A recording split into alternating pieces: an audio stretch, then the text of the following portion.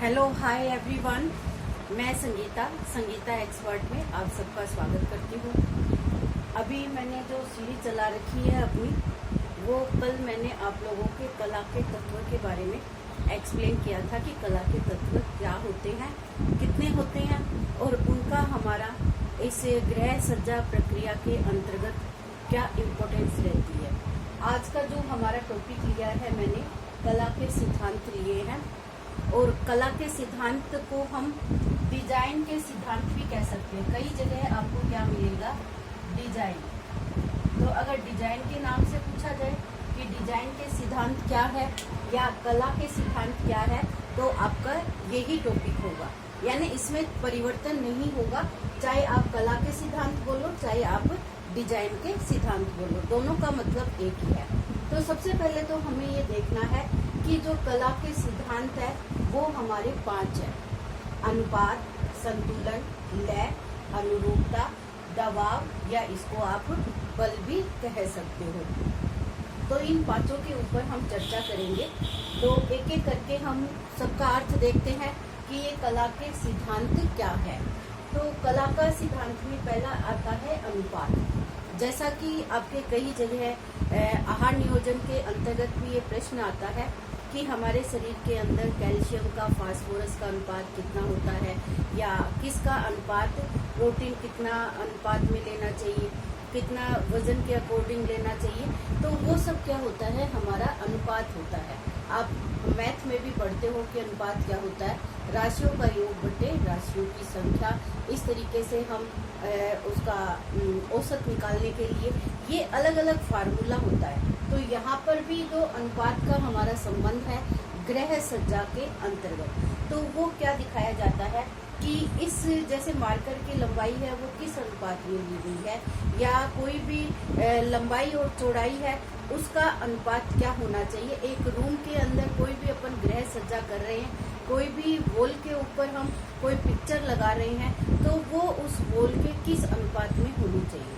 वो बहुत ज्यादा बड़ी लगाओगे तो भी वो अच्छी नहीं लगती, और बड़ी दीवार के ऊपर छोटा सा वॉल पीस लगाओगे तो वो भी उसके अनुपात का नहीं होता। यानी हर चीज के अंदर लंबाई, चौड़ाई, ऊंचाई, इन सब के अंतर्गत हमें अनुपात को देखना होता है। तो अनुपात की एक परिभाषा लिखी है मैंने। अनुपात को संबंधों का नियम के नाम से भी जानते हैं।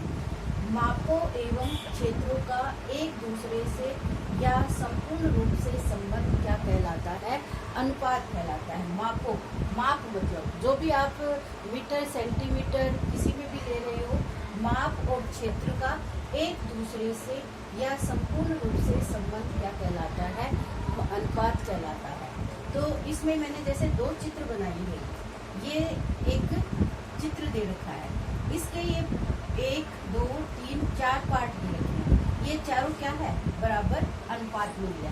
इनकी लंबाई, चौड़ाई है वो सारी क्या है, बराबर है। तो ये जो अनुपात कहा जाएगा ये सही अनुपात कहा जाएगा। अब ये जो दूसरा चित्र ले रखा है, इसमें इनकी लंबाई और चौड़ाई, लंबाई तो सबकी क्या है, एक जैसी है, लेकिन जो ये चौड़ाई है ये क्या है, सबकी अलग अलग बताई गई है मैंने। तो ये अनुपात क्या दर्शाता है कि ये अनुपात है हमारा सही नहीं है। हर किसी भी, चाहे आप बेड का अनुपात लो, चाहे आप दीवान का अनुपात लो, चाहे आप अपनी स्लैब का अनुपात लो, किसी भी अनुपात में जब चीजें बनाई जाती है तो उनका एक सही मेजरमेंट के अकॉर्डिंग लंबाई और चौड़ाई निर्धारित होती है। वही हमारा क्या कहलाता है, अनुपात कहलाता है। अनुपात में हम रेखाओं में अनुपात देखते हैं, अनुपात में दूरी का नाप लगाते हैं, अनुपात में हम माप का अनुपात लगाते हैं। तो ये तीनों ही जो बिंदु होती है, रेखाएं, दूरी और माप, इन सब के अंदर आपका अनुपात होना जरूरी है। रेखाओं का जैसे आपने पहले आप लोगों को मैंने कला के तत्वों के अंतर्गत मैंने आपको एक्सप्लेन किया था कि रेखाएं क्या होती है, खड़ी रेखाएं होती है, बड़ी रेखाएं होती है, तिरछी रेखाएं होती है और हमारी वृत्ताकार रेखाएं होती है। रेखाएं कई है, चाहे किसी भी तरीके की रेखाएं हो, इनके अंदर माप में, दूरी में, इनकी रेखाओं की लंबाई, चौड़ाई, हर के अंदर हमारा सही अनुपात होना जरूरी है। तभी हमारा कोई भी वस्तु का जो आकर्षण होता है वो हमारा अच्छा लगता है। तो आकर्षक बनाने के लिए, सुंदरता उस चीज को प्रदान करने के लिए, तो ये सब दिखाने के लिए हमें क्या चाहिए, सही अनुपात वस्तु का होना जरूरी है। उनमें लंबाई, चौड़ाई, ऊंचाई है, ये सभी अनुपात में होना जरूरी है। दूसरा हमारा आता है संतुलन। संतुलन का मतलब भी, जैसे आप किसी चीज को नापते हो तो उसमें बाट और वस्तु के अंदर भी संतुलन होता है, जब भी वो चीज हमारी क्या है, सही नापी जा सकती है। संतुलन का मतलब दो चीजों के आसपास जो चीजें रखी जाती है उसका संतुलन हो सकता है। गृह सज्जा में एक जैसे डाइनिंग टेबल होती है, उसकी हम सजावट करते हैं तो उस सजावट के अंदर भी क्या होता है, एक संतुलन देखा जाता है। अगर वो संतुलन परफेक्ट है तो ही हमारा वस्तु का जो आकर्षण होता है वो अच्छा लगता है। इसको भी मैंने एक परिभाषा के अंतर्गत इसको समझाने का प्रयास किया है कि जिस संतुलन वह है जिसमें उपयोगी से विभिन्न वस्तुओं के समायोजन में समानता एवं समायोजन आ जाता है। जिसके उपयोग से संतुलन क्या है, जिसके उपयोग से विभिन्न वस्तुओं के समायोजन में, समानता में समायोजन आ जाता है। देखो संतुलन है, ये दोनों मैं पढ़ाऊंगी आपको जब समझ में आ जाएगा। एक तो संतुलन होता है औपचारिक संतुलन, दूसरा हमारा संतुलन होता है अनौपचारिक संतुलन। यहाँ पर दोनों ही चित्रों के माध्यम से मैंने इनको स्पष्ट किया है। औपचारिक संतुलन जिसमें लंबाई, चौड़ाई, ऊंचाई, इनकी दूरी, समानता, ये सब हमारी क्या होती है, बराबर होती है, तो वो संतुलन हमारा कैसा लगता है, औपचारिक संतुलन कहलाता है। जब इसी गृह सज्जा के अंतर्गत हम जो भी अपना अरेंजमेंट या व्यवस्थित गृह सज्जा कर रहे हैं, उसके अंदर जो हमारा ये मिड पॉइंट दिखा रखा है, इसके दोनों साइड दो अलग अलग नाप की वस्तुओं की हमने, जैसे गुलदस्ते ही रख ले, फ्लावर पॉट रख लिया, कुछ भी रख लिया, तो ये दोनों ही क्या है, अलग अलग नाप की है। इनके दोनों के बीच की जो दूरी होती है वो भी क्या होती है, अलग अलग है। तो ये हमारा क्या कहलाता है, अनौपचारिक संतुलन कहलाता है। और एक गृह सज्जा को आकर्षक बनाने के लिए उसमें औपचारिक संतुलन होना जरूरी है, तभी वो वस्तु कैसी लगती है, हमारी आकर्षक का बिंदु कहलाता है, सुंदरता को दर्शाने वाला बिंदु होता है। तो किसी भी कला के सिद्धांतों के अंदर वस्तु का संतुलन में होना भी जरूरी होता है। उनका सही अनुपात होना चाहिए, अनुपात के साथ साथ उनमें संतुलन भी अच्छा होना चाहिए। तीसरा हमारा लय है, इस लय को हम अलग से एक ही क्लास के अंदर एक्सप्लेन करेंगे। अब हम लेते हैं अनुरूपता।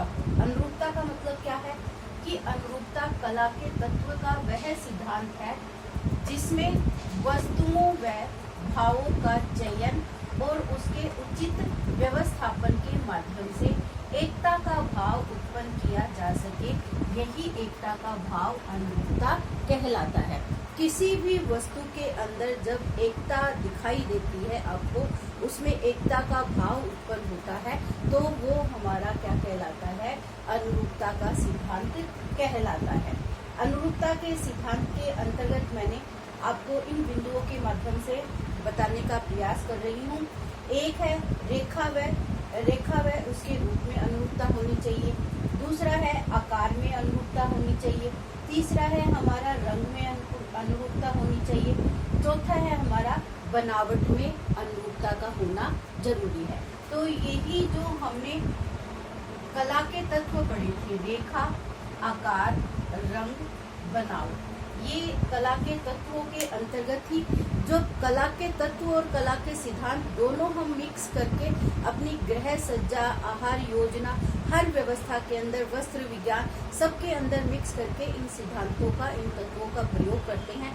जब भी हमारा जो गृह विज्ञान का क्षेत्र होता है वो कला और विज्ञान दोनों का संगम बनता है, क्योंकि उनके पीछे हमारे बहुत सारे ऐसे लॉजिक है, बहुत सारी ऐसी ये जो आपको इनकी बनावट वगैरह दिखाई दे रही है, इनसे इनका कला के जो तत्व है वो गुण उनके अंदर कला को विकसित करने में, प्रोत्साहित करने में मदद करने वाले होते हैं।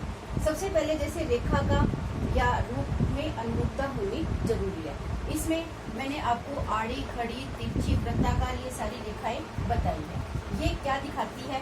जो आड़ी रेखाएं होती है वो विश्रांति या स्थिरता का भाव प्रकट करती है।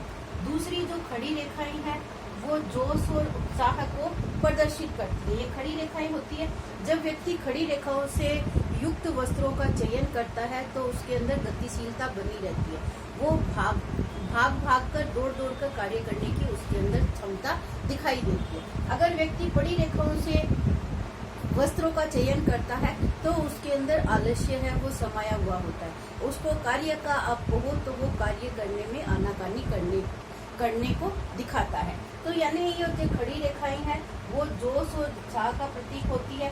तिरछी रेखाएं होती है ये आपकी ये क्रियाशील होती है, यानी इनमें भी गतिशीलता है वो बराबर आपकी दिखाई देती है। वृत्त रेखाएं हैं प्रसन्नता का, उत्साह का, उल्लास का, हर्ष और समृद्धि है, इन सबको ये प्रदर्शित करने वाला दिखाई देता है आपकी वृत्त रेखाएं। इनके अंदर जो प्रश्न पूछे जाएंगे तो इनमें इन रेखाओं से संबंधित आपको प्रश्न मिलेंगे कि गतिशीलता का प्रतीक है वो कौन सी रेखाओं के अंदर होता है, स्थिरता का प्रतीक है वो कौन सी रेखाओं में होता है, उल्लास का प्रतीक है वो कौन सी रेखाओं में होता है, प्रसन्नता का प्रतीक है वो कौन सी रेखा में, या समृद्धि का प्रतीक है वो कौन सी रेखाएं होती है, क्रियाशीलता का किसमें। तो इन्हीं के अंतर्गत आपके बहुत सारे प्रश्न निकलते हैं। और जो मुख्य रूप से प्रश्न पूछा जाता है कला के तत्व और सिद्धांतों को मिक्स करके पूछा जाता है। उसमें से 4 जो आपके ऑप्शन होते हैं उसमें से 3 या तो कला के सिद्धांत दे देते हैं या 3 उसमें कला के तत्व दे देते हैं। फिर उनमें से आपको छांटना होता है कि कौन सा कला का तत्व है या कौन सा कला का तत्व नहीं है। तो ये आपको जो बिंदु मैंने लिखे हैं इनको आपको अलग अलग करके ध्यान में रखना, इनमें कंफ्यूजन रहता है। कला के तत्व कौन से हैं और कला के सिद्धांत कौन से हैं, इनको आपको अलग अलग करना आना चाहिए। सबसे ज्यादा प्रश्न बनते हैं वो पीछे second grade, first grade, second grade में होता नहीं है लेकिन यूपी करवाती है। इसमें टीजीटी पीजीटी दोनों करवाती है वो। तो उन यूपी का जो होम साइंस का पेपर होता है उसमें आपको ऐसे इसके ऊपर बने हुए क्वेश्चन है वो बहुत सारे आपको दिखाई देंगे। तो इनमें आपको सबसे पहले नामों को अच्छे से ध्यान रखना है कि कौन सा आपका कला के तत्वों में आता है, कौन सा आपके कला के सिद्धांतों के अंतर्गत आता है।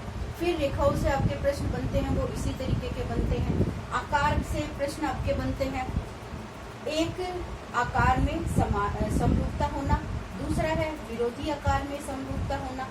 दोनों प्रकार के आकार के 2 प्रकार है, एक तो एक ही आकार में समरूपता होना, एक विरोधी आकार में समरूपता होना। विरोधी का मतलब बिल्कुल उल्टे आकार में भी समरूपता का आभास दिखाई देना।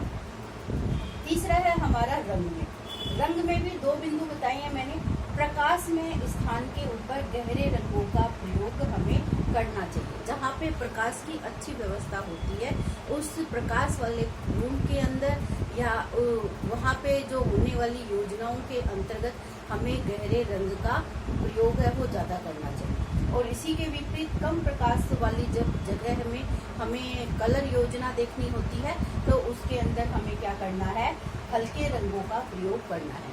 आपको अगला जो वीडियो है वो रंग योजना के ऊपर लेके आऊंगी ताकि आपको उसमें पूरी रंग योजना से संबंधित है हमारे प्राथमिक रंग कौन से हैं, द्वितीयक रंग कौन से हैं, तृतीयक रंग कौन से हैं, मध्यवर्ती रंग कौन से हैं और उनसे जो विपरीत रंग योजना, त्रिकोणीय रंग योजना है, बहुत सारे प्रश्न उनसे रंग योजना से बनते हैं। तो उससे मैं अलग पूरा वीडियो है आपके लिए लेके आऊंगी।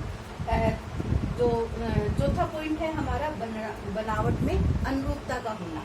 बनावट में फुरफुरी बनावट हो सकती है, मुलायम, रवादार, कठोर, रोएदार, चिकना, चमकदार। फिर है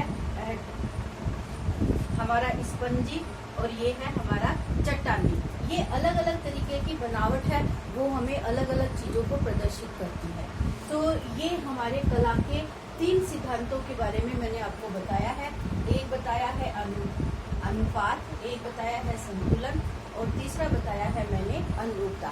इन तीनों के आपको ये जो वर्गीकरण मैंने दे रखा है इन वर्गीकरण का ध्यान रखना है। और इनका जो ये पूछा जाता है संतुलन कितने प्रकार का होता है और इनका उदाहरण भी हो सकता है। उदाहरण के थ्रू ज्यादातर प्रश्न है वो पूछे जाते हैं। आपको उदाहरण बता दिया जाता है, ये किससे स्पष्ट होता है, इस तरीके के प्रश्न आपके इनसे बनते हैं। और इसमें जो आपकी अनुपात की चीजें होती है, किस किस में अनुपात हो सकता है, तो इनसे बनने वाले क्वेश्चन है इस टॉपिक से। ये मान लो कला के तत्व और सिद्धांतों में से दोनों में से आपका एक एक प्रश्न है वो जरूर पूछा जाएगा। तो इस चीज के ऊपर आप लोगों को ध्यान देना है। अगर ये वीडियो आपको पसंद आया हो तो इसको लाइक, शेयर और चैनल को सब्सक्राइब करना ना भूले। All the best everyone, thank you.